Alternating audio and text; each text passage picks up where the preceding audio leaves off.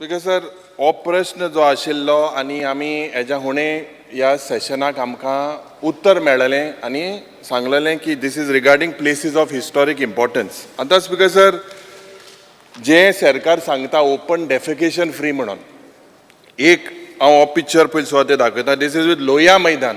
हिंगा लोहिया मैदाना भायर पोटी दोला कमोड चोय आय प्लेस इट हियर. हे ओपन डेफिकेशन फ्री पॉट मुठाई speaker sir speaker sir question म्हाका आसा.